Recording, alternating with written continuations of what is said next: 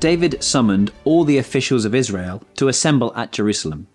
King David rose to his feet and said, "Listen to me, my fellow Israelites, my people." And so begins one of the most significant and beautiful speeches in the entire Bible. This speech will span the next 2 chapters, and so we'll only look at the first half in chapter 28. David begins by sharing with the Israelites that he has long desired to build a house for the name, that is, for the glory of God. But God had other plans. Why does David start by telling this part of the story? Isn't this one of the more embarrassing incidents of his life? He had big plans for himself, and God said to him, "You are not qualified."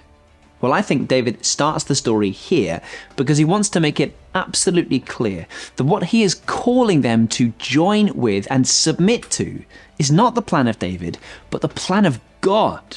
And so, as David has done this himself, he can call the people to do the same.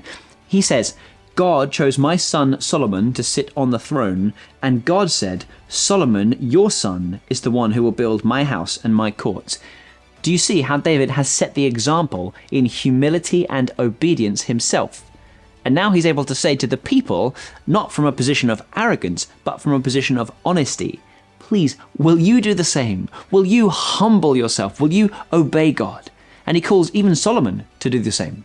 He says in verse 9, this is not a private conversation, but a public exhortation. He says, "And you, my son Solomon, acknowledge the God of your father and serve him with wholehearted devotion and with a willing mind.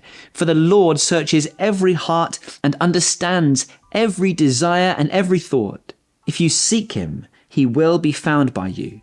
But if you reject him, he will reject you forever."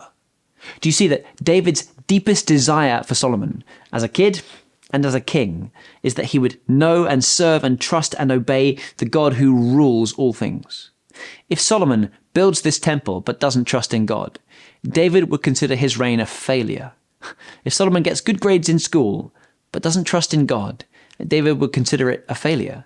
If Solomon has a glowing career and is a successful king militarily and monetarily, but he does not trust in God, well, David would consider that man's reign a failure. Step 1, you, my son Solomon, acknowledge the God of your father. Put your trust in him. Submit your life to him. That is David's fatherly desire for his son. It's wonderful, isn't it? Secondly, he says, this ought to affect your life, not just internally, but externally. Don't just acknowledge him internally, but serve him outwardly with wholehearted devotion and with a willing mind. Which is an interesting observation, isn't it? God knows if you are serving him reluctantly, grumblingly, hard-heartedly, and it's possible even to do that, to do the right thing in the wrong way. But the Lord understands every desire and every thought, so serve him with a willing mind. And know this, God is not far from you. If you seek him, you will find him. Then, and bear in mind, this is all going on publicly, this is all part of a sort of ceremony. We read, "Then David gave his son Solomon the plans for the temple." And David is literally handing plans like blueprints, detailed drawings to his son Solomon. And these are not things that have come out of his mind, but out of the mind of God. This is exactly the same as when Moses was up on Mount Sinai. Do you remember? He was shown visually by God how the tabernacle ought to look and how it ought to function.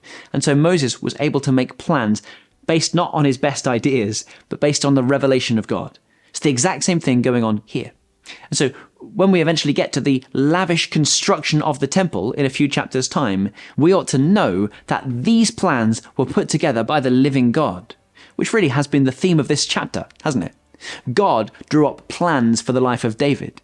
And those plans were not what David had originally expected or wanted, but David in his devotion said, "Yes, Lord, I'll do it your way." It's beautiful. And the same thing is true for the temple. God himself had plans for how the temple was to look and how it was to be built and how it should operate. Those plans came from the mind of God, and it is Solomon's duty then to joyfully, gladly, publicly, willingly submit his plans under the authority of God's. The same is true for us. We might want things to be a certain way, but in humility, we are called to trust in God. We might think, hey, this would be a cool or new or novel idea. Well, we should be willing to throw out all of our man-made ideas, to simply submit ourselves to the authority of God's ideas. His plans are higher than our plans. His ways are higher than our ways. His thoughts more perfect and pure than ours could ever be. And so, the job of the person whose life is lived in glad devotion to Him is to simply submit to His authority and to say, "Your will be done, Lord, on earth as it is in heaven."